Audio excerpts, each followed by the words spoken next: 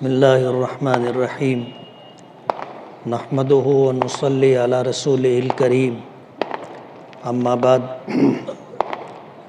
فاعوذ باللہ من الشیطان الرجیم انا نحن نزلنا الذکر وانا له لحافظون وقال النبی صلی اللہ علیہ وسلم اشرف امتی حملۃ القرآن واصحاب اللیل او کما قال علیہ الصلاۃ والسلام۔ آج کے اس استقبالیہ پروگرام کے صدر محترم عالی جناب الحاج بشیر احمد محمد سمون صاحب، اسٹیج پر تشریف فرما شہر کی معروف اور مقبول شخصیت عالی جناب مفتی سید محمد قاسم جیلانی صاحب، عالی جناب حضرت مولانا فاروق اشرفی صاحب،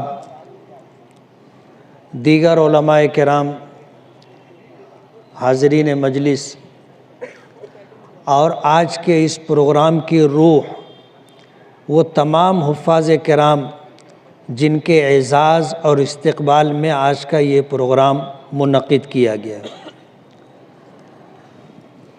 میں سب سے پہلے آج کا یہ جو پروگرام ہے، اس پروگرام کے انعقاد کے جو ذمہ داران ہیں، الحاج ضمیر احمد ملا سر فاؤنڈیشن کے ذمہ داران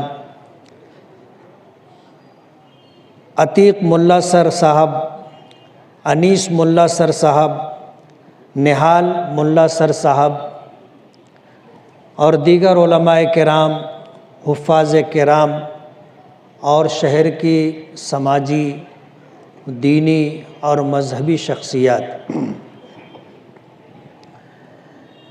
یہ پروگرام اگر آپ ایسا سمجھتے ہوں کہ یہ ایک معمولی پروگرام ہے تو میں آپ کی اس بات سے اتفاق نہیں کروں گا۔ میں اپنی دانست میں یہ بات سمجھتا ہوں کہ سالہ گزشتہ کی طرح اس سال جو پروگرام آپ نے منعقد کیا ہے، یہ ان حفاظ کرام کے اعزاز میں، استقبال میں، جنہوں نے اللہ کی کتاب قرآن کریم کو حفظ کیا،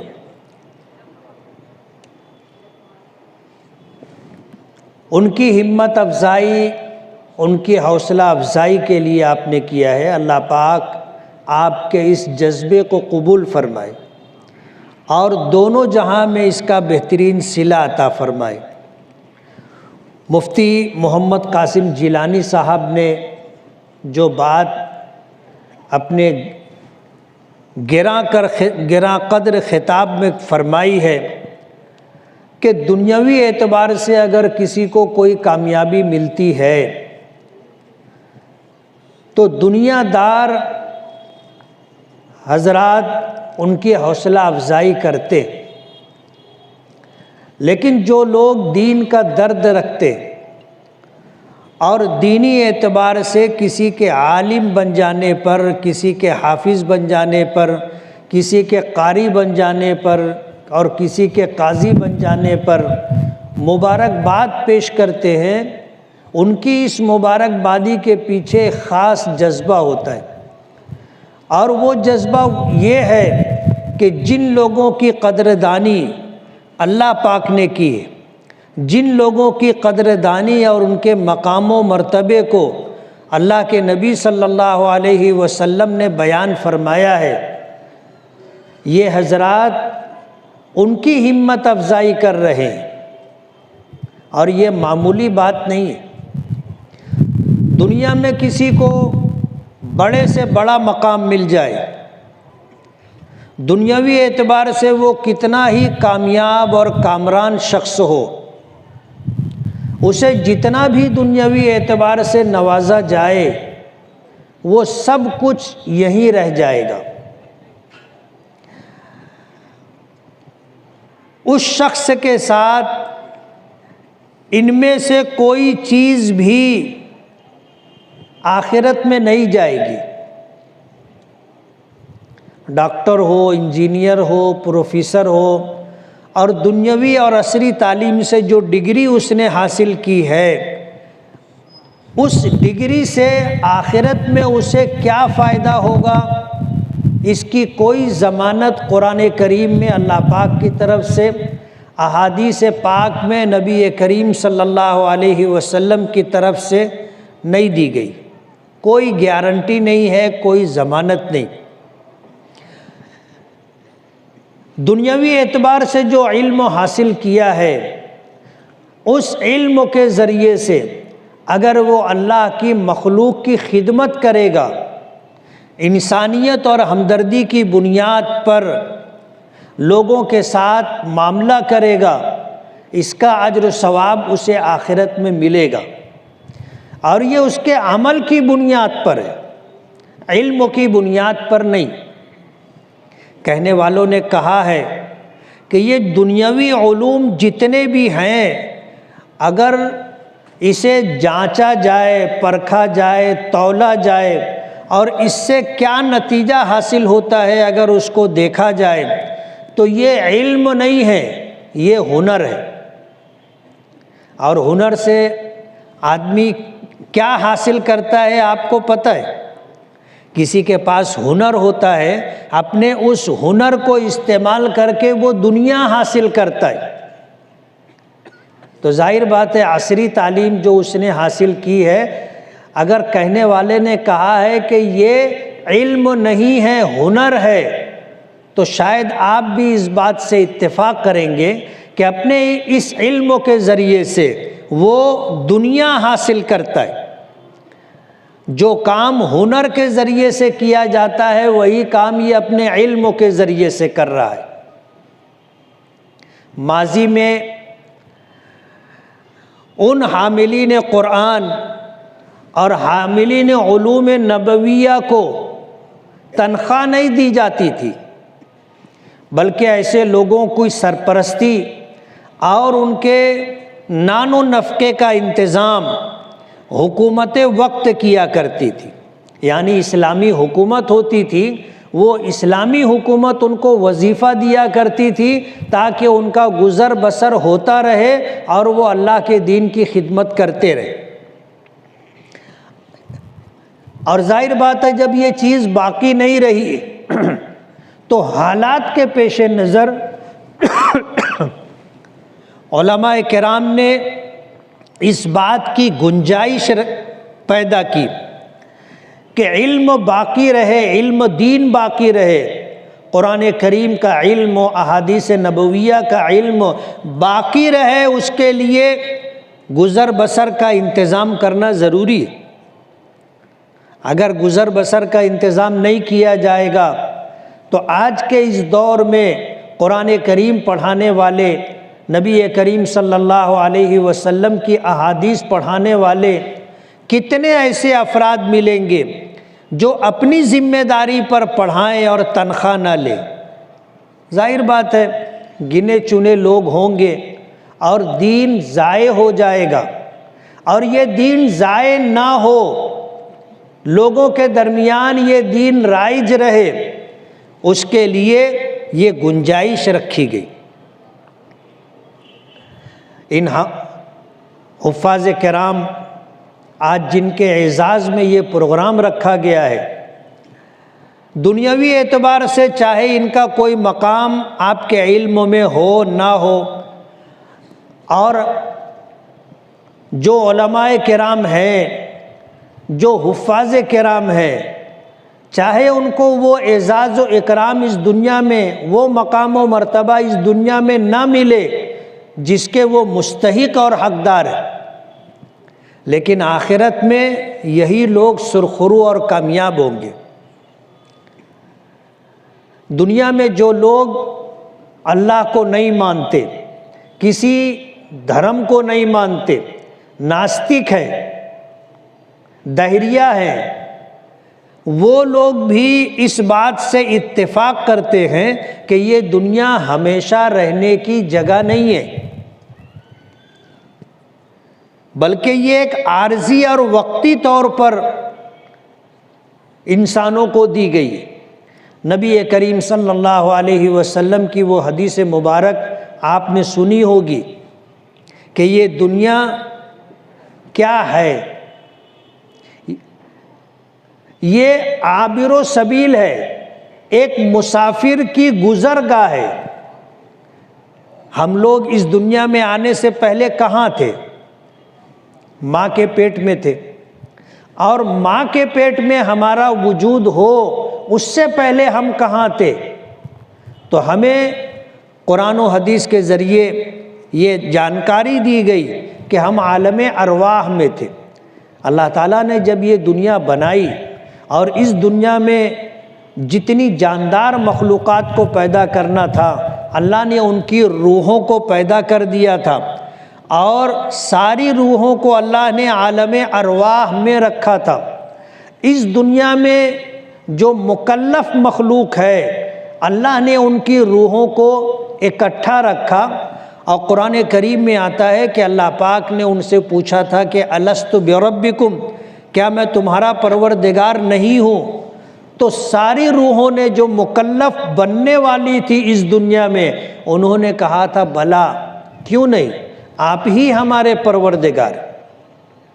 یہی وجہ ہے کہ جتنی روحیں عالم ارواح میں تھیں، جب وہ وہاں سے منتقل ہو کر کے ماں کے پیٹ میں وجود پانے والے بچے کے جسم میں ڈالی گئی، اور پھر وہ بچہ ایک مقررہ وقت گزار کر ماں کے پیٹ سے اس دنیا میں آیا، تو نبی کریم صلی اللہ علیہ وسلم نے اس بچے کے متعلق یہ فرمایا، وہ بچہ چاہے مسلمان کے گھر پیدا ہو، وہ بچہ کسی عیسائی کے گھر پیدا ہو، کسی یہودی کے گھر پیدا ہو، کسی پارسی کے گھر پیدا ہو، کسی جین کے گھر پیدا ہو، کسی بھی دھرم اور مذہب کا ماننے والا یا نہ ماننے والے کے گھر پیدا ہو، حضور نے اس کے متعلق فرمایا کل مولود یولد علی الفطرہ، ہر بچہ دین فطرت پر پیدا کیا جاتا ہے۔ نبی کریم صلی اللہ علیہ وسلم سے پوچھا گیا تھا کہ وہ بچے انسانوں کے جو نابالغی کی حالت میں انتقال کر جاتے ہیں، مکلف ہونے کا زمانہ نہیں پایا، وہ بچے کہاں ہوں گے مرنے کے بعد؟ نابالغی کی حالت میں انتقال کر گئے، وہ جنت میں رہیں گے یا جہنم میں رہیں گے؟ امام بخاری رحمۃ اللہ علیہ نے ایسی حدیثیں عنوان قائم فرما کر ایسی حدیثیں بخاری شریف میں ذکر کی کہ نبی کریم صلی اللہ علیہ وسلم سے جب پوچھا گیا تو آپ نے سکوت فرمایا، خاموشی اختیار کی، اور وجہ اس کی یہ تھی کہ یہ فیصلہ اللہ پاک کو کرنا ہے، اور اللہ پاک نے اس تعلق سے اپنے نبی کو علم نہیں دیا تھا، تو اس علم کے ملنے سے پہلے آپ نے خاموشی اور سکوت اختیار فرمایا، اور جب آپ کو اس کا علم دے دیا گیا تو آپ نے یہ فرمایا ہر وہ بچہ چاہے وہ کسی کے بھی گھر پیدا ہوا ہو، اس کے ماں باپ کسی بھی دھرم کسی بھی مذہب کے ماننے والے ہوں، یا ایسے ماں باپ ہوں جو دین و مذہب کو دھرم کو نہ مانتے ہوں، یہ بچہ جو نابالغی کی حالت میں انتقال کر گیا یہ جنت میں رہے گا۔ وجہ اس کی یہ ہے کہ اس نے مکلف ہونے کا زمانہ نہیں پایا، بالغ ہونے سے پہلے اس بچے کا یا بچی کا انتقال ہو گیا، تو عالم ارواح میں اس نے اللہ تعالیٰ کی ربوبیت کا اقرار کیا تھا۔ جب اللہ پاک نے پوچھا تھا کہ الست بربکم، کیا میں تمہارا پروردگار نہیں ہوں، تو اس نے جواب دیا تھا بلا کیوں نہیں، آپ ہی ہمارے پروردگار ہیں۔ اس اقرار پر اللہ پاک اسے جنت عطا کریں گے۔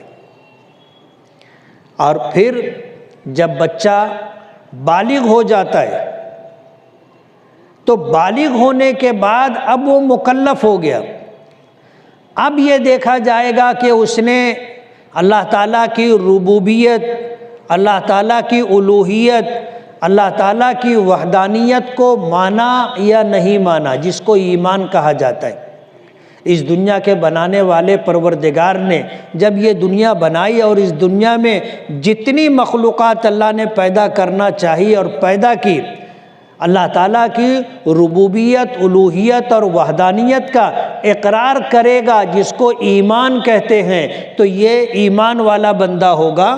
اور پھر یہ اللہ کو اگر راضی کر کے، اللہ کو خوش کر کے ایمان و نیک اعمال کے ساتھ دنیا سے جائے گا تو اس کی آخرت بنے گی۔ بالغ ہونے کے بعد اس کے تعلق سے فیصلہ ایمان اور نیک اعمال پر ہوگا۔ جو شخص اس دنیا سے ایمان کے ساتھ گیا، اس دنیا سے اللہ اس کے رسول کی اطاعت و فرما برداری کرتے ہوئے گیا، وہ شخص آخرت میں سرخرو اور کامیاب ہوگا۔ اس تمہیدی بات کے ساتھ میں یہ کہنا چاہوں گا کہ یہ جو بچے جنہوں نے قرآن کریم حفظ کیا ہے، آخرت میں یہ معمولی لوگ نہیں ہوں گے، یہ معمولی لوگ نہیں ہوں گے۔ آخرت میں ان کا جو مقام و مرتبہ ہوگا قرآن کریم حفظ کرنے کی وجہ سے، نبی کریم صلی اللہ علیہ وسلم نے اس کی تفصیلات احادیث پاک میں ذکر کیے۔ اللہ پاک نے اپنے لیے جو خطاب رکھا تھا، وہ خطاب اللہ پاک نے قرآن کریم یاد کرنے والوں کو بھی عطا کیا۔ قرآن کریم کی آیت میں نے پڑھی، انا نحن نزلنا الذکر وانا لہ لحافظون۔ اللہ پاک فرماتے ہیں کہ قرآن کریم کو ہم نے نازل کیا اور قرآن کریم کی ہم ہی حفاظت کرنے والے۔ اللہ نے فرمایا وَإِنَّا لَهُ لَحَافِظُونَ، ہم ہی اس کی حفاظت کرنے والے ہیں۔ حافظ کے معنی حفاظت کرنے والا۔ اللہ نے یہ لفظ، یہ خطاب اپنے لیے قرآن کریم میں ذکر کیا ہے، لیکن اللہ کے بندوں میں سے جو لوگ قرآن کریم یاد کر لیتے ہیں اور یاد کرنے کے بعد اللہ پاک ان کو بھی حافظ کا خطاب دیتے۔ ماضی میں احادیث نبویہ کو یاد کرنے والے افراد بھی ہوا کرتے تھے، جیسے آج قرآن کریم یاد کیا جاتا ہے، ماضی میں حدیثیں بھی یاد کی جاتی تھی۔ تو جو شخص 1,00,000 حدیثیں سند کے ساتھ یاد کرتا تھا اس کو حافظ حدیث کہا جاتا تھا، اس کو حافظ حدیث کہا جاتا تھا۔ اور جو شخص قرآن کریم کی 6,666 آیتیں یاد کر لے اس کو حافظ قرآن کہا جاتا ہے۔ اور قرآن کریم کے تعلق سے اللہ پاک نے یہ ذمہ داری لی کہ ہم نے نازل کیا ہے، ہم نے ہی نازل کیا ہے اور ہم اس کی حفاظت کرنے والے ہیں۔ تو حفاظت کرنے والوں میں اللہ پاک نے ان لوگوں کو بھی رکھا ہے جو اللہ کے کلام کو، اللہ کی کتاب کو زبانی یاد کر لیتے، وہ بھی حافظ کہلاتے۔ اب ظاہر بات ہے جو خطاب اللہ نے اپنے لیے رکھا، اس خطاب میں اللہ نے ان لوگوں کو بھی شامل کیا جنہوں نے اللہ کی کتاب قرآن کریم کو، جو کلام الہی ہے، اس کو یاد کرنے کے لیے مشقت اٹھائی، اس کو یاد کرنے کے لیے جد و جہد کی، دن رات ایک کیا، اور کئی سالوں کی محنت کے بعد وہ حافظ قرآن بنے۔ نبی کریم صلی اللہ علیہ وسلم نے فرمایا اشرف امتی حملۃ القرآن و اصحاب اللیل۔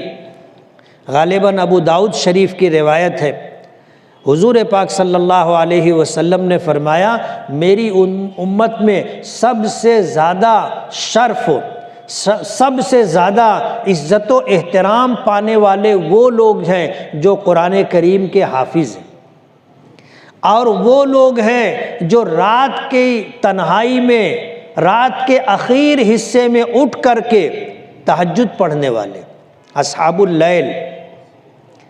حضور پاک صلی اللہ علیہ وسلم نے اپنی امت میں ایسے لوگوں کے متعلق فرمایا کہ یہ وہ لوگ ہیں جن کو اللہ سب سے زیادہ عزت اور سب سے زیادہ شرف عطا کرتا ہے۔ حافظ قرآن اور تہجد گزار لوگ. حدیث پاک میں آتا ہے کہ ایک حافظ قرآن قیامت کے دن جب اللہ کی بارگاہ میں پیش ہوگا اور اس نے قرآن کریم کو دنیا میں یاد کیا، حضور نے فرمایا جو قرآن کریم کو قرآن کریم کو پڑھے، پھر قرآن کریم کو یاد کرے، اس کے حلال کو حلال، اس کے حرام کو حرام جانے اور مانے، اور قرآن کریم کو ساری زندگی یاد رکھنے کے تعلق سے جد و جہد اور کوشش کرتا رہے اور اللہ کو راضی کر کے دنیا سے جائے، کل قیامت کے دن میدان محشر میں ایسے لوگوں کے متعلق جنتی ہونے کا اعلان کیا جائے گا، جنتی ہونے کا اعلان کیا جائے گا، اور اللہ پاک ان کو وہ مقام عطا کریں گے کہ وہ اپنے خاندان کے 10 ایسے افراد جو جہنم کے مستحق ہو چکے ہوں گے سفارش کر کے اپنے ساتھ جنت میں لے کر کے جائیں گے۔ میدان محشر کا کیا حال ہوگا؟ قرآن کریم میں اللہ پاک نے ذکر فرمایا کہ وہ دن کیسا دن ہوگا، یوم یفر المرء من اخیہ وامہ وابیہ وصاحبتہ وبنیہ لکل امرئ منہم یومئذ شأن یغنی۔ وہ دن ایسا ہوگا کہ بھائی بھائی سے بھاگے گا۔ دنیا میں بھائی بھائی کی سائٹ لیتا ہے، جانبداری برتتا ہے، لیکن میدان محشر میں بھائی بھائی کو دیکھ کر کے بھاگے گا، یہ بھی بھاگے گا اور وہ بھی بھاگے گا۔ ایسا نہیں ہے کہ ایک ملنا چاہتا ہو دوسرا بھاگ رہا ہو، دونوں ایک دوسرے سے بھاگیں گے۔ یوم یفر المرء من اخیہ وامہ وابیہ، اولاد اپنے ماں باپ سے بھاگے گی، ماں باپ اپنی اولاد سے دوری اختیار کریں گے، وصاحبتہ وبنیہ، شوہر بیوی سے اور بیوی شوہر سے دوری اختیار کریں گے۔ یہ صورتحال ہوگی۔ مفسرین نے لکھا ہے کہ اس کی 2 وجہ ہوگی۔ ایک وجہ تو یہ ہوگی کہ اس دنیا میں ہم نے جو تنہائی کا غلط استعمال کیا، یا علل اعلان ہم نے اللہ کی نافرمانی کی، اللہ کے حکموں کو توڑا، اور ایسی نافرمانی اور گناہ جس کو اس دنیا میں ہم نے لوگوں سے چھپایا۔ ایک آدمی زنا کرتا ہے تو چھپ کر کے کرتا ہے کہ میرے ماں باپ کو نہ معلوم، میری بیوی کو یا میرے شوہر کو خبر نہ ہو، یا میرے بھائی بہنوں کو اس کا علم نہ ہو۔ اگر اس نے اس گناہ کا ارتکاب کیا اور دنیا میں توبہ نہیں کی، کل قیامت کے دن یہ گناہ پوری دنیائے انسانیت کے سامنے لایا جائے گا۔ تو آدمی سوچے گا میرا گناہ آج اوپن کیا جائے گا، ظاہر کیا جائے گا، میرے گناہ کا علم میرے ماں باپ کو، میری بیوی کو، میرے شوہر کو، میرے بچوں کو نہ ہو سکے، اس لیے ایک دوسرے سے بھاگیں گے۔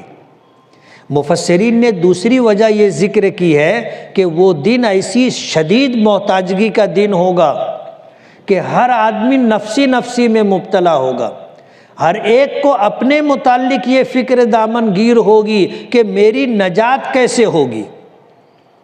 اور جب وہ اپنی زندگی کا جائزہ لے گا تو اسے یہ احساس ہوگا کہ میرے پاس اتنی نیکیاں نہیں ہیں کہ میں نجات پا سکوں۔ اپنے لوگوں سے آدمی بھاگے گا کہ کہیں لوگ مجھ سے نیکی نہ مانگ لے، ماں باپ کہیں کہ ہم نے تمہاری پرورش کی تھی، بھوکے رہ کے تم کو کھلایا تھا، بیماری میں رات رات بھر سنبھالا تھا، تمہارے لیے دن رات ہم نے محنت کی تھی، کمایا تھا، تمہارے تکفل کے لیے، تمہاری ضرورتوں کی تکمیل کے لیے ہم نے نہ دن دیکھا نہ رات دیکھی۔ اپنے احسانات جتا کر کے بتا کر کے کہیں ماں باپ نیکی نہ مانگ لے، اس لیے اولاد ماں باپ سے بھاگے گی، اور ماں باپ اس لیے بھاگیں گے کہ کہیں اولاد یہ نہ بولے کہ ہم نے بچپن میں آپ نے سنبھالا تھا، بڑھاپے میں ہم نے آپ کو سنبھالا، اور ہم نے آپ کی بہت خدمت کی، اس لیے کچھ نیکی دے دو۔ جانبین سے تقاضا ہو سکتا ہے، اس لیے اپنے جاننے پہچاننے والوں سے دوری اختیار کی جائے گی۔ میدان محشر کا یہ حال ہوگا۔ حدیث پاک میں آتا ہے کہ وہاں جب کوئی شخص اللہ کی بارگاہ میں پیش ہوگا تو اس کا نام اعمال لایا جائے گا۔ ایک وہ نام اعمال ہوگا جس میں نیکیاں لکھی ہیں، اور ایک وہ نام اعمال ہوگا جس میں اس کے گناہ لکھے گئے، اور قیامت کے دن ترازو ہوگا جس کے ایک پلڑے میں نیکیوں والا نام اعمال اور دوسرے پلڑے میں گناہوں والا نام اعمال رکھا جائے گا، اور جو پلڑا جھک جائے گا اس کے بارے میں فیصلہ ہوگا کہ نیکیوں کا پلڑا جھک گیا، یہ شخص کامیاب، اس کا ٹھکانہ جنت ہوگا، اور اگر خدا نہ خواستہ گناہوں والا پلڑا جھک گیا تو یہ جہنم کا مستحق ہے۔ اب اللہ کی مرضی پر ہے کہ اللہ اگر معاف کرنا چاہیں تو معاف کر کے اس کو جنت عطا کر دے، ورنہ حساب و کتاب کے اعتبار سے جب گناہ زیادہ ہیں تو اس کا ٹھکانہ جہنم ہوگا۔ ختم بخاری کے موقع پر علماء کرام اس بات کو بہت وضاحت کے ساتھ ذکر کرتے۔ حدیث پاک میں ایک واقعہ آتا ہے، ایک ایسا شخص بھی ہوگا کہ جب اس کی نیکی اور بدی نام اعمال کے شکل میں اللہ کے سامنے پیش کی جائے گی اور ترازو کے پلڑے میں رکھی جائے گی تو دونوں پلڑے برابر رہیں گے، نہ نیکی کا پلڑا جھکے گا نہ گناہوں کا پلڑا جھکے گا۔ اب اس کے بارے میں کیا فیصلہ ہو؟ ظاہر بات ہے نیکی اور بدی دونوں برابر ہو گئے۔ اللہ پاک کی طرف سے اسے یہ حکم ہوگا کہ جاؤ کہیں سے ایک نیکی لے کے آؤ، کہیں سے ایک نیکی لے کر کے آؤ۔ حدیث پاک میں آتا ہے کہ وہ میدان محشر میں لوگوں سے ایک نیکی کی بھیک مانگتا پھرے گا کہ یار مجھے ایک نیکی دے دو، مجھے ایک نیکی دے دو، مجھے ایک نیکی دے دو۔ کوئی دینے کے لیے تیار نہیں ہوگا۔ ہر ایک کو اپنی نجات کی فکر دامنگیر ہوگی کہ میرا کیا ہوگا، ابھی تو میرا حساب و کتاب ہونا باقی ہے، کہیں ایسا نہ ہو کہ میں اس کو نیکی دے دوں اور وہی ایک نیکی مجھ کو کم پڑ جائے۔ وہ آدمی پریشان ہوگا، گھومتا رہے گا۔ ایک شخص کے پاس جائے گا، نیکی مانگے گا تو وہ کہے گا تو مانگنے کے لیے نکلا ہے، سب اپنے آپ کو لے کر کے پریشان ہے اور تو نیکی مانگتا پھر رہا ہے۔ تو وہ کہے گا کہ میرا حساب و کتاب ہو گیا ہے، نیکی اور بدی دونوں برابر ہے، میرے بارے میں فیصلہ اس پر رکا ہوا ہے کہ اگر کوئی مجھے ایک نیکی دے دے گا تو میری نیکی کا پلڑا جھک جائے گا اور میری نجات ہو جائے گی۔ تو وہ شخص پوچھے گا کہ تیرے پاس نیکیاں ہیں؟ بولے بہت نیکی ہے، لیکن جتنی نیکیاں ہیں اتنے گناہ بھی ہیں، اس لیے میری گاڑی اٹک گئی ہے۔ تو وہ اپنا نام اعمال دیکھے گا تو اس کے نام اعمال میں گناہ ہی گناہ ہوں گے، صرف ایک نیکی ہوگی۔ وہ سوچے گا کہ اگر یہ ایک نیکی میرے پاس رہی بھی تو میرا کیا بننے والا ہے، جب اس کے پاس گناہوں کے ساتھ نیکیاں بھی بہت ہیں اور دونوں برابر ہیں تو اس کی نجات پھنسی ہوئی ہے، رکی ہوئی ہے۔ میرے پاس تو گناہ ہی گناہ ہے، ایک نیکی ہے، ایک نیکی سے میرا کیا ہوگا، یہ سوچ کر کے وہ اپنی ایک نیکی اس شخص کو دے دے گا۔ اب وہ ایک نیکی لے کر کے خوشی خوشی آئے گا اور نام اعمال جہاں تولے جا رہے ہیں وہاں آ کر کے اپنی ایک نیکی پیش کرے گا۔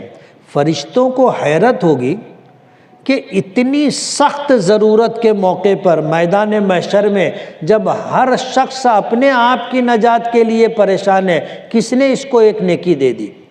اللہ تو سب کچھ جانتا ہے، دانا و بینا ہے، ہر بات کی اللہ کو خبر ہے۔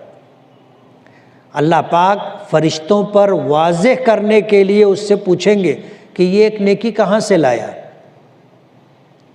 کس نے تجھ کو یہ ایک نیکی دی؟ تو وہ بتائے گا کہ مجھے ایک فلاں شخص نے، ایسے ایک شخص نے مجھے نیکی دی۔ اللہ پاک فرمائیں گے جا اسے لے کر کے آ۔ یہ پھر واپس میدان محشر میں جائے گا اور اس شخص کو تلاش کر کے لے کر کے اللہ کی بارگاہ میں آئے گا۔ اللہ پاک پوچھیں گے یہ نیکی تم نے دیے؟ تو وہ کہے گا کہ ہاں میں نے دی۔ اللہ پاک پوچھیں گے تم نے کیوں دی، تم کو ضرورت نہیں ہے؟ تو وہ کہے گا ضرورت تو ہے اور بہت زیادہ ضرورت ہے، اس کو تو ایک ہی نیکی کی ضرورت تھی، مجھے تو نہ معلوم کتنی نیکیوں کی ضرورت ہے، لیکن میرے پاس ایک ہی نیکی تھی، اس نے مانگا تو میں نے اپنے نامہ اعمال کا جائزہ لیا تو مجھے یہ خیال آیا کہ یہ ایک نیکی میرے پاس رہ بھی گئی تو میری نجات نہیں ہوگی، یہ ایک نیکی میں اس کو دے دیتا ہوں، اس کا تو کام بن جائے، اس کی تو نجات ہو جائے۔ اللہ پاک فرمائیں گے اس کے اس عمل کی قدردانی کرتے ہوئے کہ ایسی سخت ضرورت کے موقع پر جب کہ تو خود محتاج ہے، تو نے اس کی نجات کے لیے، اس کی کامیابی کے لیے اپنی ایک نیکی دے دی، اس کے ساتھ تو بھی جنت میں جا۔ اللہ پاک فرمائیں گے سخی تو ہم ہیں، سخاوت ہم نے پیدا کی ہے، آج اتنی سخت ضرورت کے موقع پر تو نے سخاوت کی ہے اور اپنی ایک نیکی اس کو دے دی ہے، اللہ کی رحمت جوش میں آئے گی اور جس کی نجات ہوگی اس کے ساتھ اللہ اس کے بارے میں بھی فیصلہ کریں گے کہ جا تو بھی جنت میں جا۔ میدان محشر کے ان حالات میں جو بات میں آپ کو بتانا چاہتا ہوں کہ ایک حافظ قرآن اگر اس نے قرآن کریم کو پڑھا، قرآن کریم کو یاد کیا اور قرآن کریم یاد رہے، آخر عمر تک اس فکر میں رہا، قرآن کریم کی تلاوت کرتا رہا، یاد کرتا رہا، قرآن کریم کی حلال کو حلال، حرام کو حرام جانا مانا، اس کے مطابق زندگی گزاری، نہ اللہ کو ناراض کیا نہ اللہ کے نبی کو ناراض کیا، تو یہ شخص جنت میں جائے گا اور اس کا مقام و مرتبہ یہ ہوگا کہ جب جنت میں جائے گا تو درجات کیا ملیں گے؟ فرشتے پوچھیں گے کہ اس شخص کے لیے درجات کیا ہیں، اس کا مرتبہ کیا ہے؟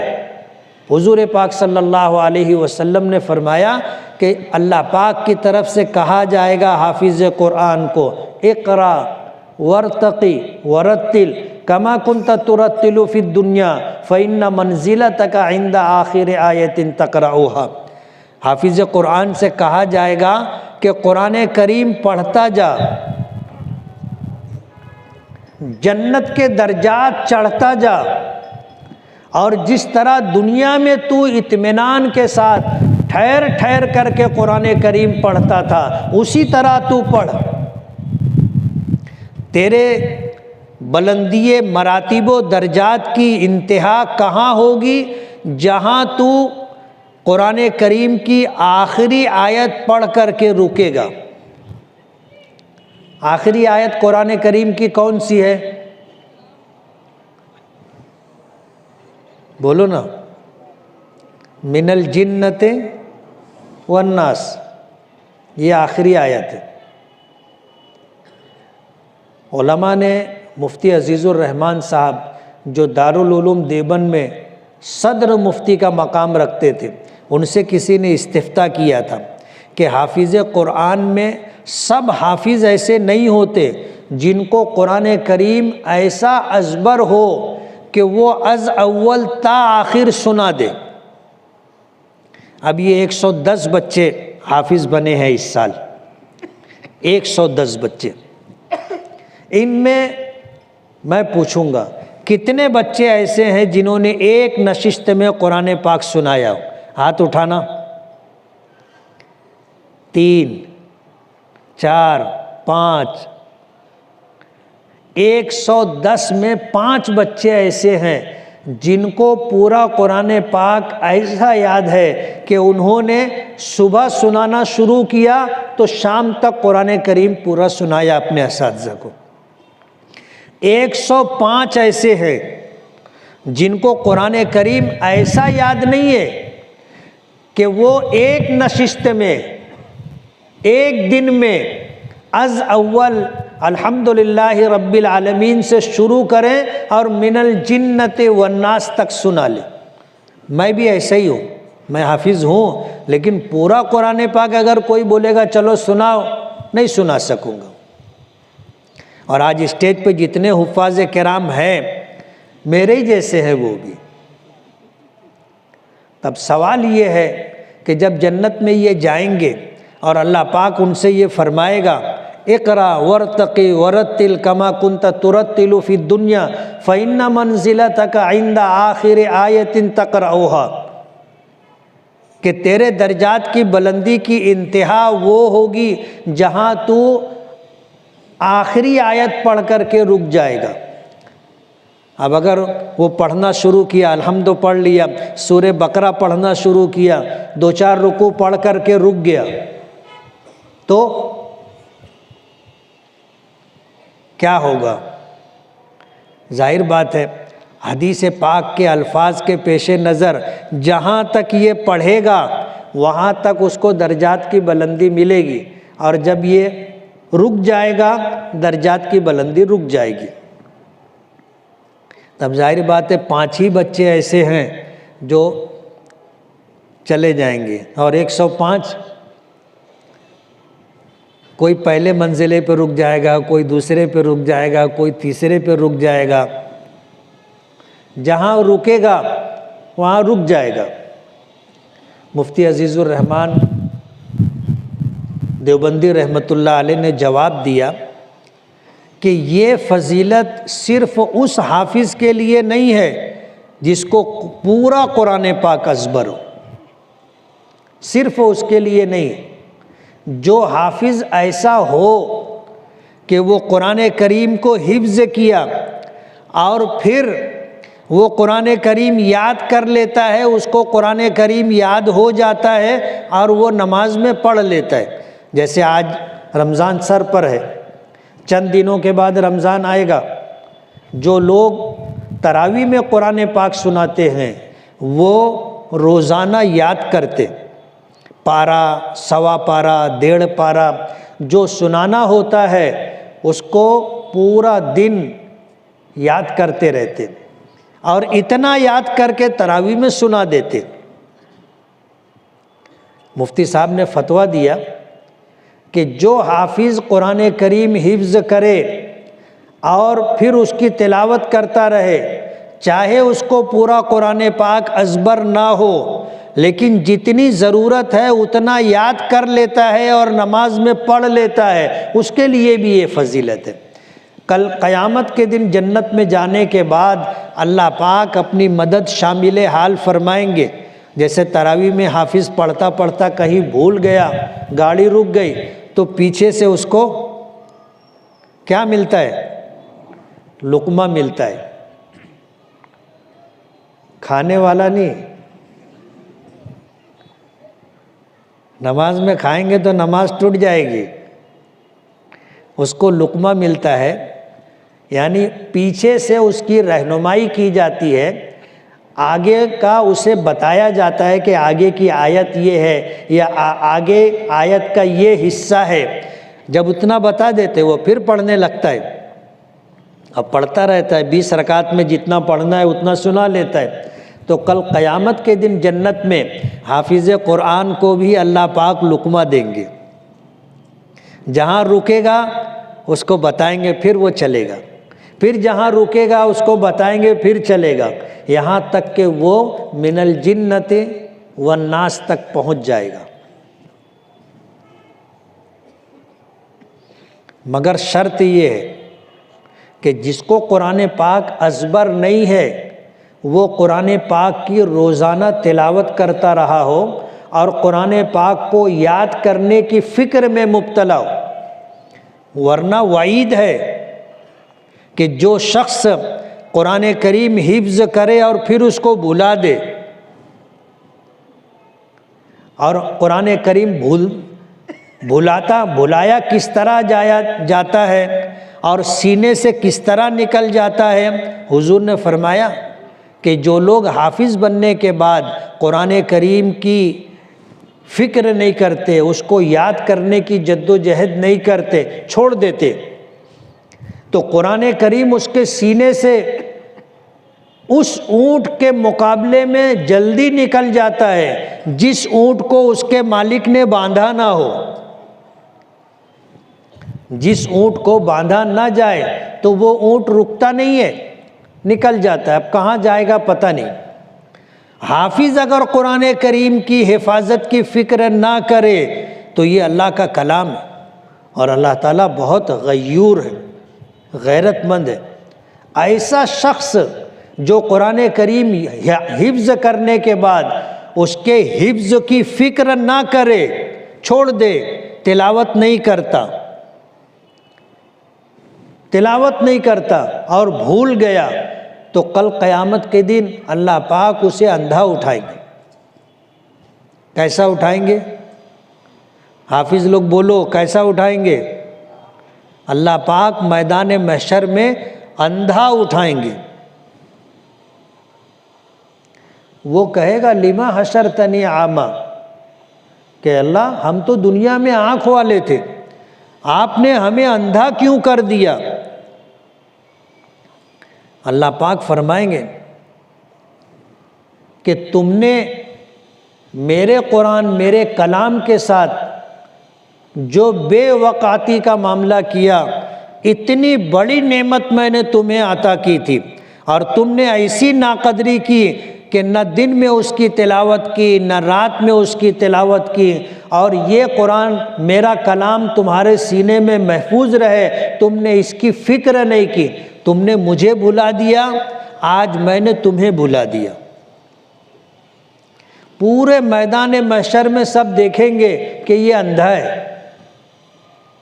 اور اعلان ہوگا کہ یہ اس لیے اندھا ہے کہ اللہ پاک نے اسے نوازا تھا، اپنا خطاب عطا کیا تھا، اپنا کلام اس کے سینے میں جمع کر دیا تھا، اس کے بعد اس نے قرآن کریم کو یاد کر کے بھلا دیا، اس لیے آج اللہ نے اس کو بھی اپنی رحمت سے محروم کر دیا، اور اس کی آنکھ، اس کی بینائی اللہ نے چھین لی، اندھا رہے گا۔ اب ظاہر بات ہے اگر اس کے بارے میں اللہ پاک کا یہ فیصلہ ہوتا ہے تو پھر وہ جنت میں کہاں جانا اور درجات کی بلندی کا پانا، یہ سب خواب و خیال کی بات ہے۔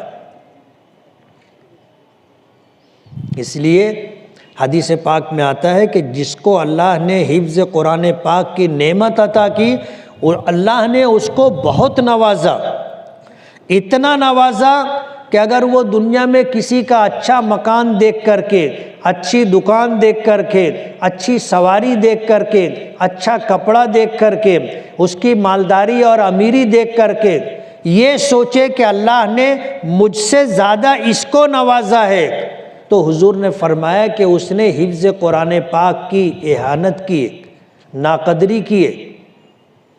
اس لیے حافظ قرآن کو یہ بات یاد رکھنا چاہیے کہ اللہ نے جو دولت تمہیں عطا کی ہے، اس دولت کا دنیا کی کوئی نعمت مقابلہ نہیں کر سکتی۔ مکان سے بڑھ کر کے، بنگلے سے بڑھ کر کے، فارم ہاؤس سے بڑھ کر کے، اچھی سواری، اچھے کپڑے سے بڑھ کر کے، اچھے بینک بیلنس سے بڑھ کر کے اللہ نے یہ نعمت بنائی ہے جو تمہیں عطا کی۔ اس لیے حافظ قرآن کو روزانہ اس نعمت کے ملنے پر اللہ کا شکر ادا کرنا چاہیے، اور شکر دو طرح کا ہوتا ہے۔ ایک زبانی شکر، آدمی کہے الحمدللہ، کہے اللہم لک الحمد والشکر، کہ اللہ تمام تعریفیں اور شکر کی تمام تر باتیں صرف تیرے لیے، یہ ایک زبان سے کہے۔ اور عملی طور پر اس کا شکریہ یہ ہے کہ روزانہ قرآن کریم کی تلاوت کرے۔ آج اتنا بڑا مجمع ہے، علماء بھی ہیں، حفاظ بھی ہیں، اور ایسے لوگ بھی ہیں کہ جنہوں نے قرآن کریم پڑھنا سیکھا ہے۔ میں پوچھوں گا کہ کتنے ایسے لوگ ہم میں ہیں جنہوں نے آج قرآن کریم کی تلاوت کی نماز چھوڑ کر کے؟ نماز میں تو سورہ فاتحہ پڑھنا ہی پڑھنا ہے، سورہ فاتحہ کے بعد کوئی سورت یا کوئی کچھ آیتیں تو پڑھنا ہی پڑھنا ہے۔ اس کو چھوڑ کر کے کتنے لوگوں نے آج قرآن کریم کی تلاوت کی ہے؟ ہاتھ اٹھانا۔ آزو بازو میں دیکھو لوگ قرآن کریم کی کیسی ناقدری کرتے، کیسی ناقدری کرتے کہ انہوں نے پورا دن رات گزر گئی، قرآن کریم کو پڑھا بھی نہیں، تلاوت بھی نہیں کی۔ کل قرآن کریم اللہ کی بارگاہ میں کھڑا ہوگا اور اللہ سے اپنے حق کا مطالبہ کرے گا۔ ہر ایمان والا جب اللہ کے سامنے آئے گا تو قرآن کریم بھی آئے گا اور اپنا حق مانگے گا کہ آپ نے اس کو ایمان دیا تھا، اس کو قرآن دیا تھا، اس نے میری کتنی تلاوت کی، میرا حق ادا کیا کیا؟ پوچھے گا۔ اگر اس نے دنیا میں میرا حق ادا نہیں کیا تو مجھے میرا حق دلوایا جائے۔ قرآن کریم کا حق کیا ہے؟ علماء کرام نے آپ کو بتایا ہوگا۔ امام اعظم ابو حنیفہ رحمۃ اللہ علیہ فرماتے ہیں کہ قرآن کریم کا حق یہ ہے کہ اس کو زندگی میں ایک مرتبہ مکمل پڑھا جائے، یہ فرض ہے۔ قرآن کریم کا حق یہ ہے کہ ہر 40 دن میں اس کو مکمل کیا جائے۔ قرآن کریم کا حق یہ ہے کہ اس کے حلال کو حلال، حرام کو حرام جانے بھی اور مانے بھی، یہ قرآن کریم کا حق ہے۔ آج جو لوگ کل کی رات گزر گئی، آج کا پورا دن گزر گیا، قرآن کریم کو کھول کر کے بھی نہیں دیکھا، اور اپنے مسلمان ہونے پر فخر بھی کرتے۔ میاں بیوی نے مشورہ کیا کہ ہم کو امام صاحب کی دعوت کرنی۔ اب وہ شخص مسجد میں آیا، نماز پڑھا، نماز پڑھنے کے بعد اس نے امام صاحب سے کہا کہ امام صاحب آپ کی ہمارے گھر دعوت۔ امام صاحب نے دعوت قبول کر لی۔ جب گھر کھانا کھانے کے لیے گئے تو بیوی کچن میں تھی اور شوہر جو ہے چٹائی بچھایا، دسترخوان بچھایا، پانی لانے گیا، پلیٹ لانے گیا۔ اب جو دعوت میں کھانا کھلانا تھا، روٹی ہے، چاول ہے، سالن ہے، وہ لانے آنے گیا۔ امام صاحب جہاں بیٹھے تھے بازو میں ٹیبل پر کچھ روپیے رکھے ہوئے تھے۔ جب یہ گیا تو امام صاحب نے وہ روپیے اٹھائے، دیکھا قرآن کریم رکھا ہوا تھا، اسے اٹھایا، قرآن کریم کھولا، اس میں وہ پیسہ رکھ کر کے اس کو وہاں پہ رکھ دیا۔ اب دعوت کھا لی، چلے آئے۔ امام صاحب کے چلے جانے کے بعد جب بیوی ادھر کمرے میں آئی تو اس نے دیکھا کہ پیسہ تو غائب ہے۔ اس نے اپنے شوہر سے پوچھا کہ کیا جی پیسہ آپ نے اٹھایا ہے؟ تو بولے کیسا پیسہ؟ بولے یہاں رکھا تھا، میں نے رکھا تھا، اٹھانا بھول گئی تھی۔ اب بیوی نے بھی پیسہ نہیں لیا، شوہر نے بھی پیسہ نہیں اٹھایا، تو دونوں کے دل میں یہ بات آئی کہ امام صاحب لے گئے۔ برابر ہے؟ اگر ہم ہوتے تو یہی سوچتے نا کہ امام صاحب آئے تھے، یہی بازو میں بیٹھے تھے، اور امام صاحب نے دیکھا موقع ہے، کوئی دیکھنے والا نہیں ہے، امام صاحب نے اٹھا لیا۔ اب کیا کریں، دونوں کسی نتیجے پر نہیں پہنچ پائے۔ بیوی نے شوہر سے کہا کہ تم جاؤ امام صاحب سے پوچھو کہ وہ پیسہ لے گئے کیا؟ تو اس نے کہا کہ میری تو ہمت نہیں ہے امام صاحب سے پوچھنے کی۔ تھوڑے دن تک یہ تذبذب رہا، اس شخص نے اس مسجد میں نماز پڑھنا چھوڑ دی۔ کیوں چھوڑ دی؟ بولے امام صاحب میرے گھر آئے تھے اور ہاتھ صاف کر کے گئے، ان کے پیچھے کیا نماز پڑھنا۔ کچھ دن گزرے، پھر میاں بیوی نے کہا کہ چلو جانے دو، اگر امام صاحب لے بھی گئے ہوں گے تو معاف کر دو۔ دونوں کا مشورہ ہوا، انہوں نے معاف کر دیا۔ پھر وہ شخص اس مسجد میں آنے جانے لگا، نماز پڑھنے لگا۔ ایک موقع آیا سال پورا ہونے پر، اس نے پھر کہا امام صاحب سے کہ امام صاحب آپ کی میرے گھر دعوت ہے۔ امام صاحب نے پھر قبول کر لی۔ اب جب گھر گئے تو گھر جانے کے بعد میاں بیوی نے مشورہ کر لیا تھا کہ امام صاحب سے پوچھیں گے، تو انہوں نے امام صاحب سے پوچھا کہ امام صاحب پچھلے سال ہم نے آپ کی دعوت کی تھی، آپ ہمارے گھر آئے تھے اور ہم نے آپ کی ضیافت کی تھی، یہاں ٹیبل پر پیسہ رکھا ہوا تھا، آپ نے وہ پیسہ اٹھایا تھا؟ امام صاحب رونے لگے۔ امام صاحب رونے لگے۔ یہ دونوں میاں بیوی پریشان ہو گئے کہ یار یہ تو پوچھنا مصیبت ہو گیا۔ ہم نے پوچھا، اب امام صاحب رونے لگے، اب کریں تو کیا کریں؟ ہمت کر کے شوہر نے پوچھا کہ امام صاحب رو کیوں رہے؟ ہمارے پوچھنے پر آپ کو تکلیف ہوئی ہے تو ہم کو معاف کر دینا۔ امام صاحب نے کہا کہ تمہارے پوچھنے پہ نہیں رو رہا، مجھے رونا اس پر آیا کہ سال بھر کا عرصہ گزر گیا، یہاں پیسہ رکھا ہوا تھا، وہ پیسہ اٹھا کر کے میں نے قرآن کریم میں رکھ دیا تھا، اگر تم ایک مرتبہ بھی قرآن کریم اٹھاتے کھولتے تو تم کو تمہارا پیسہ مل جاتا۔ اس کا مطلب یہ ہوا کہ تم نے سال بھر قرآن کریم کو ہاتھ نہیں لگایا۔ مجھے رونا اس پر آ رہا ہے۔ آج ہمارے لیے بھی رونے کا مقام ہے کہ اتنے بڑے مجمع میں چند لوگ ہیں جنہوں نے آج قرآن کریم کی تلاوت کی، اور ظاہر بات ہے اگر ہم نے آج نہیں کی تو ہر دن ہمارا ایسے ہی گزرتا ہوگا کہ ہم قرآن کریم نہیں پڑھتے ہوں گے۔ یہ قرآن کریم کی ناقدری ہے، اس کے حق کو ضائع کرنا ہے، اس لیے روزانہ قرآن کریم پڑھنا چاہیے۔ پڑھیں گے؟ ذرا ہاتھ اٹھانا، کون کون پڑھے گا؟ کم لوگ اٹھائے۔ پڑھیں گے نا؟ ضروری نہیں ہے کہ آپ پورا پارہ پڑھیں، آپ ایک رکوع پڑھیں، 2 رکوع پڑھیں، پاؤ پارہ پڑھیں، جیسا جس کو وقت ملے، آدھا پارہ پڑھیں، 1 پارہ پڑھیں۔ 1 پارہ پڑھنے میں جو حافظ نہیں ہے اس کو آدھا گھنٹہ لگے گا، جو حافظ ہیں ان کو کچھ سہولت رہتی ہے، 2-5 منٹ پہلے ختم کر لیں گے، آدھا گھنٹہ لگے گا۔ اگر آپ یکمشت آدھا گھنٹہ نہیں دے سکتے، ایک ساتھ 1 پارہ نہیں پڑھ سکتے، تو آپ 5 نمازوں کے آگے پیچھے اگر 4 رکوع بھی پڑھیں گے تو آپ کا پارہ پورا ہو جائے گا۔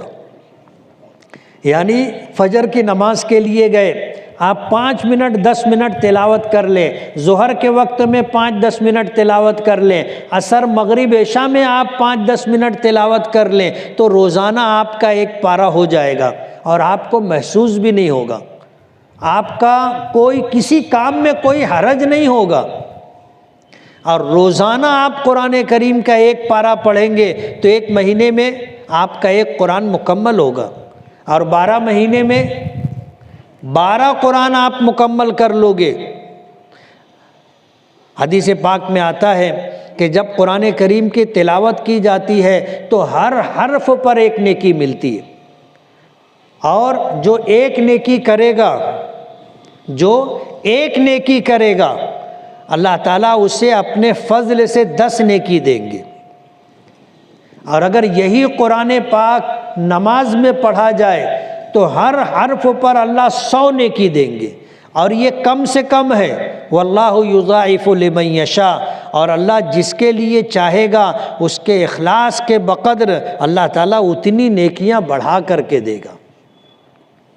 آج آپ کو شاید اس کا پتہ نہ چلے، لیکن کل قیامت کے دن جب نام اعمال آئیں گے اور آپ کا نام اعمال قرآن کریم کی تلاوت کی وجہ سے نیکیوں سے بھرا ہوا ہوگا تو آپ بھی خوش ہو جائیں گے اور لوگ آپ کے اوپر رشک کریں گے کہ یار کتنا خوش قسمت آدمی، زندگی اس کو بھی ملی تھی مجھے بھی ملی تھی، لیکن اس نے تلاوت کے ساتھ گزاری، اس کے نام اعمال نیکیوں سے بھرے ہوئے ہیں، اور میں نے کبھی قرآن کریم اٹھایا نہیں تھا، پڑھا نہیں تھا، تو آج یہاں اپنی گاڑی پھنس گئی۔ موت برحق ہے۔ جو ناستک اور دہریہ ہوتا ہے وہ بھی اس بات کو دیکھتا ہے کہ یہ دنیا ہمیشہ رہنے والی نہیں ہے، اور اس دنیا میں آنے والے ہمیشہ نہیں رہتے، سب کو جانا ہے۔ کیوں؟ اس لیے کہ وہ دیکھتا ہے کہ اس کے بھی اماں ابا مر گئے، اس کے بھی رشتہ داروں میں پاس پڑوس میں میت ہوتی رہتی ہے۔ جو آخرت کو نہیں مانتا، جو اللہ اس کے رسول کو نہیں مانتا، وہ بھی مرتا ہے۔ اس لیے ناستک اور دہریے لوگ بھی مانتے ہیں کہ موت برحق ہے۔ جب یہ دنیا ہمیشہ رہنے کی جگہ نہیں ہے اور ہمیشہ رہنے کی جگہ آخرت ہے، تو ظاہر بات ہے جہاں ہمیشہ رہنا ہے وہاں پر اچھا بنگلہ رہنا چاہیے، وہاں پر اچھی سواری رہنا چاہیے، وہاں پر اپنے لیے راحتوں کا انتظام ہونا چاہیے۔ اس لیے آج اگر اس دنیا میں علماء کی اور حفاظ کرام کی قدر نہیں ہے تو علماء اور حفاظ کو اس بارے میں دبلا نہیں ہونا چاہیے۔ کل میدان محشر میں یہ علماء اور حفاظ ہی شہسوار ہوں گے، ان کی نکل پڑی ہوگی، یہ خود بھی جنت میں جائیں گے اور انشاءاللہ دوسروں کو بھی لے کر کے جائیں گے۔ آج اس دنیا میں چاہے ان کی قدر نہ ہو، لیکن آخرت میں مقام و مرتبہ تو ان کا ہی ہوگا۔ آج تو دنیا میں ایسا ہوتا ہے کہ اگر دو بیٹے ہیں، ایک ڈاکٹر ہے یا ٹیچر ہے، تو ظاہر بات ہے وہ کما کے لاتا ہے، ماں باپ کے نزدیک اس کی قدر زیادہ ہوتی ہے۔ اور حافظ قرآن ہے تو اس کو دنیا والے کیا تنخواہ دیتے؟ معمولی تنخواہ دیتے ہیں، وہ بیچارہ تنگی میں گزارا کرتا ہے۔ ماں باپ ڈاکٹر کو اور ٹیچر کو زیادہ اہمیت دیتے، حافظ کو عالم کو اتنی اہمیت نہیں دیتے۔ لیکن کل قیامت کے دن ان ماں باپ کو پتہ چلے گا کہ دنیا میں ہم جس کے گن گایا کرتے تھے اور جس کی تعریف کیا کرتے تھے، آج آخرت میں ہمارے کوئی کام نہیں آیا۔ کام آیا تو کون آیا؟ جس کو دنیا میں ہم مانتے نہیں تھے۔ اس لیے آج اس موقع پر میں ضمیر احمد ملا سر فاؤنڈیشن کے تمام ذمہ داروں کو اور آپ سبھی حضرات کو بہت بہت مبارکباد دوں گا کہ آپ لوگوں نے ایک ایسا پروگرام جس میں حفاظ کرام کا اعزاز اور استقبال کیا گیا، آپ نے اس میں شرکت کی، آپ نے ان کو حوصلہ دیا، آپ نے اپنا قیمتی وقت دے کر کے اس پروگرام کو کامیاب کرنے کی کوشش کی۔ اس کا صلہ اللہ پاک آپ کو بھی دیں گے۔ اس لیے آپ نے جو تھوڑا بہت وقت دیا ہے یہ آپ کی زندگی کا قیمتی وقت ہے، اور آپ نے اس کو ایسی جگہ صرف کیا ہے، خرچ کیا ہے کہ انشاءاللہ یہ آپ کے لیے کارآمد اور مفید ہوگا۔ حافظ قرآن کے ماں باپ میدان محشر میں جب اللہ پاک ان کو نوازے گا تو وہ بھی حیران ہوں گے۔ حدیث پاک میں آتا ہے کہ وہ اپنی زندگی کا جائزہ لیں گے کہ میدان محشر میں حضرت آدم علیہ السلام سے لے کر کے آخری انسان تک سارے لوگ جمع ہوں گے اور سب پریشان ہوں گے، اور حافظ قرآن کے ماں باپ کے لیے کرسی لگائی جائے گی، ممبر لگایا جائے گا، ان کو بلا کر کے اعزاز و اکرام کے ساتھ بٹھایا جائے گا اور ان کے سر پر تاج رکھا جائے گا۔ اور تاج کیسا ہوگا؟ جس کی روشنی چاند اور سورج کی طرح ہوگی۔ تو وہ سوچیں گے کہ زندگی میں تو کوئی ایسی نیکی کیا نہیں جس کی وجہ سے اتنا نوازا جا رہا ہے، وہ بھی پریشان ہوں گے۔ اور حیرت میں پڑے ہوں گے کہ کیا بات ہے، کون سی نیکی ہم نے ایسی کی۔ فرشتے ان کو بتائیں گے کہ یہ نیکی تمہارے نیک اعمال پر نہیں ہے، یہ نوازشات تمہارے اعمال پر نہیں ہے، تم نے اپنے بیٹوں کو دین قرآن کریم پڑھایا تھا، اس نے قرآن کریم پڑھا، اس نے قرآن کریم یاد کیا، قرآن کے تقاضوں پر عمل کیا، تو ان کے طفیل میں تم کو نوازا جا رہا ہے، طفیل میں نوازا جا رہا ہے۔ تو وہ بھی رشک کریں گے، کاش ہم بھی حافظ ہوتے تو ہمارے ماں باپ کو بھی ایسا ہی نوازا جاتا۔ اس لیے میں ہر مجلس میں جب اس طرح کی بات ہوتی ہے تو میں یہ کہتا ہوں کہ خود حافظ بنو، خود حفظ کرو، خود حافظ بنو۔ کہتے ہیں نا کہ بل ہو تو اپنا، کسی کی محتاجگی نہیں۔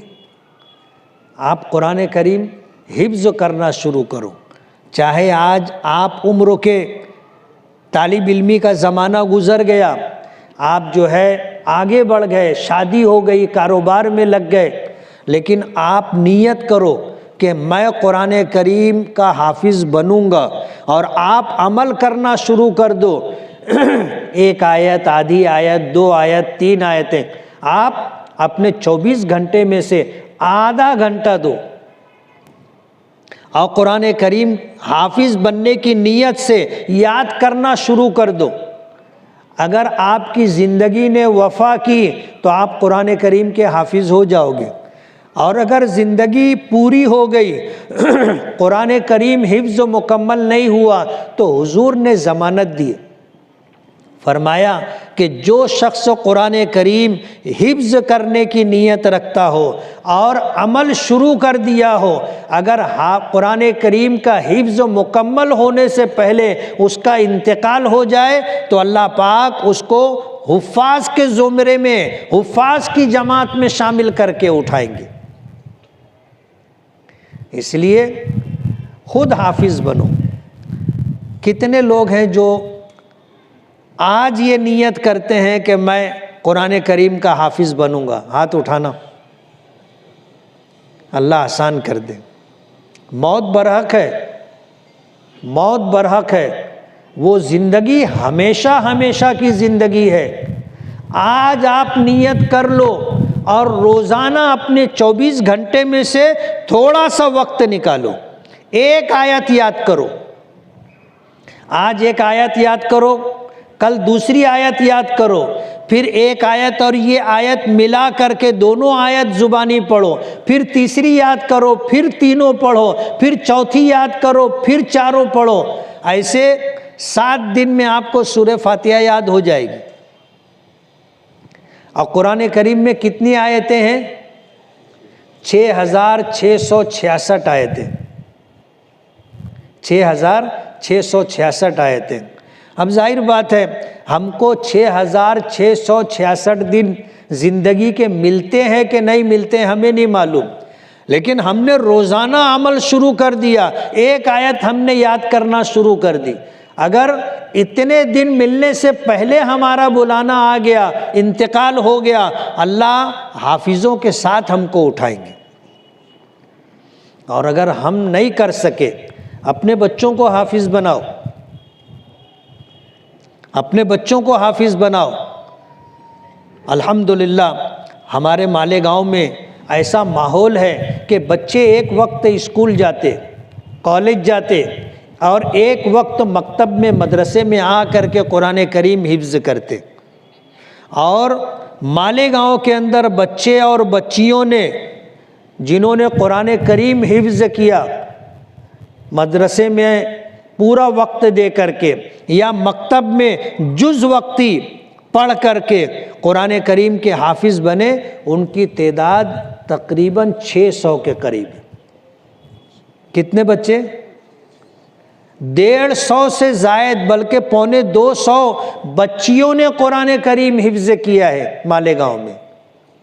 جمعیت علماء کی طرف سے ہم ہر سال پروگرام کرتے، اس سال بھی ہم نے پروگرام کیا تھا، اور جب بچوں کو ہم نے جمع کیا مدرسے اور مکتب میں حفظ کرنے والے تو ان بچوں کی تعداد 396 تھی، اور کئی مکتب اور ایسے بھی نکلے کہ اس پروگرام کے بعد ان کے یہاں بچوں نے حفظ قرآن پاک کی تکمیل کی۔ ایسے بچے اور بچیوں کی تعداد 600 کے قریب ہے۔ تراویح میں قرآن کریم سنانے کے لیے مسجد نہ ملے تو بھی گھبرانے کی یا نا امید ہونے کی بات نہیں ہے۔ آپ یاد کرو، آپ اکیلے تراویح پڑھ لو نا، نہیں پورا پارا پڑھ سکتے، جتنا یاد ہو جائے اتنا پڑھ لو۔ کوشش کرو کہ رمضان المبارک میں آپ پورا قرآن پاک نماز میں پڑھ لو، پھر وہ چاہے تراویح ہو یا دیگر نمازیں ہو، آپ پڑھو۔ تراویح میں امام بنے یہ ضروری نہیں ہے، آپ تنہا اپنی نمازوں میں بھی قرآن پاک پڑھ سکتے ہو، تو اپنے بچوں کو حافظ بناؤ، اور اگر اپنے بچوں کو حافظ نہیں بنا سکے بچوں کے بچوں کو حافظ بناؤ۔ آج اسٹیج پر ایک بچے کا نام پکارا گیا، اعلان کیا گیا، تو اس کے دادا اس کا سرٹیفکیٹ اور اس کے ٹرافی لینے کے لیے آئے، بتانے لگے کہ میں اس بچے کا دادا ہوں اور میرا بچہ پوتا وہ مالیگاؤں گیا ہے، اس لیے میں آ گیا۔ اپنے بچوں کے بچوں کو حافظ بناؤ، اصل کمائی یہی ہے۔ دولت تو اللہ نصیب سے دیتے، اگر کسی کی صلاحیت اور محنت پر دولت ملتی ہے تو ہر محنت کرنے والا مالدار رہتا، ہر محنت کرنے والا۔ لیکن حمال کو آپ دیکھو، صبح سے لے کے شام تک حمالی کرتا ہے، وہ مالدار نہیں ہوتا۔ اور کتنے لوگ ایسے ہوتے ہیں جو 11 بجے گھر سے نکلتے ہیں، آفس جاتے ہیں، 2 بجے تک کام کرتے ہیں، واپس گھر آ جاتے اور لاکھوں اور کروڑوں کے وارے نیارے ہو جاتے۔ یہ اللہ کی دین ہے، یہ اللہ کی تقسیم ہے اور خدائی فیصلہ ہے۔ اللہ نے جس کو امیر بنانا ہے امیر بنایا، جس کو غریب رکھنا ہے اللہ نے غریب رکھا، لیکن جس کو غریب رکھا ہے کل قیامت کے دن اللہ کی بارگاہ میں جب وہ پیش ہوگا اللہ پاک اسے بلائیں گے اور اس سے کہیں گے کہ میں نے تجھے دنیا میں غریب رکھا تھا، تو نے کبھی شکایت نہیں کی، تیرا بھائی مالدار تھا، تو نے کبھی مجھ سے یہ نہیں کہا کہ اللہ یہ میرا بھائی ہے اس کو مالدار بنایا مجھ کو غریب کیوں رکھا، تو نے کبھی شکایت نہیں کی، میرے فیصلے پر راضی رہا، جا تو جنت میں۔ وہ جنت میں جائے گا اور 500 برس تک جنت میں رہے گا، اس کے بعد اس کا مالدار بھائی جنت میں آئے گا۔ تو وہ مالدار سوچے گا میں بھی اس کی طرح دنیا میں غریب رہتا تو اچھا تھا۔ دنیاوی زندگی کتنی، اعمار امتی ما بین 60 و 70، حضور نے فرمایا میری امت کی اوسطاً عمر 60-70 سال ہے۔ امیری اور غریبی کے فرق کی وجہ سے غریب آدمی 500 برس پہلے جنت میں جائے گا اور مالدار 500 برس کے بعد جنت میں جائے گا۔ تو وہ مالدار سوچے گا کاش کہ دنیا میں بھی غریب رہتا تو اچھا رہتا۔ حساب کتاب تو دینا ہے، مالدار آدمی کو حساب بھی دینا پڑے گا۔ من این اکتسبہ وفیما انفقا، مال کہاں سے کمایا یہ بھی حساب دینا ہوگا، وفیما انفقا، اور کہاں خرچ کیا اس کا بھی حساب دینا پڑے گا۔ اس لیے غریب آدمی میدان محشر میں سوچے گا اپنے سستے چھوٹے، تھوڑا کمائے محنت مزدوری کر کے جائز حلال طریقے سے اور اپنی ضرورت پر خرچہ کیے، حساب کتاب برابر۔ میں بہت بہت مبارکباد دوں گا جن لوگوں نے اس پروگرام کا انعقاد کیا اور ان حفاظ کرام کو اور ان کے ماں باپ کو، کہ یہ اصل کمائی ہے، بس آپ اس کی حفاظت کی فکر کریں اور قرآن کریم کے تقاضے کو سامنے رکھیں، روزانہ اس کی تلاوت کریں، اس کے حق کو ادا کرنے کی کوشش کریں۔ اگر آپ نے اس کا حق ادا کیا، کل قرآن کریم آپ کے حق میں سفارشی بن کر کے آئے گا۔ حدیث پاک میں آتا ہے کہ قرآن بھی آ کر کے سفارش کرے گا کہ اللہ اس نے میری میرا حق ادا کیا اور میری دن میں رات میں تلاوت کی، اس کے حق میں میری سفارش قبول فرما۔ اور وہ کہے گا اگر میں تیرا کلام ہوں اور تیری کتاب کا حصہ ہوں تو میری سفارش قبول فرما، نہیں تو اپنی کتاب میں سے مجھ کو نکال دے۔ اور اللہ پاک نکالیں گے نہیں، اس کی سفارش قبول فرمائیں گے۔ اس لیے خود حافظ بنے، نہیں تو اپنے بچوں کو حافظ بنائے، نہیں تو بچوں کے بچوں کو حافظ بنائے۔ اور آخری بات، اگر یہ بھی نہ کر سکو تو مدرسوں میں، مکتب میں جہاں بچے حفظ قرآن پاک کرتے ہیں، آپ کسی بچے کے مکمل حافظ بننے تک اس کا خرچ برداشت کریں۔ حساب کتاب کا ٹائم نہیں ہے، نہیں تو میں آپ کو بتاتا کہ ایک بچے کے حافظ بننے پر 1,00,000 سوا لاکھ روپے کا خرچہ آتا ہے۔ کتنا آتا ہے بولو نا؟ 1,00,000 سوا لاکھ روپے کا خرچہ آتا ہے۔ آپ 1,00,000 سوا لاکھ روپیہ کسی بچے پر خرچ کریں اور آپ کے تعاون سے، مالی مدد سے وہ حافظ بن گیا، انشاءاللہ آپ کو بھی جنت میں لے کر کے جائے گا۔ وآخر دعوانا ان الحمد للہ رب العالمین۔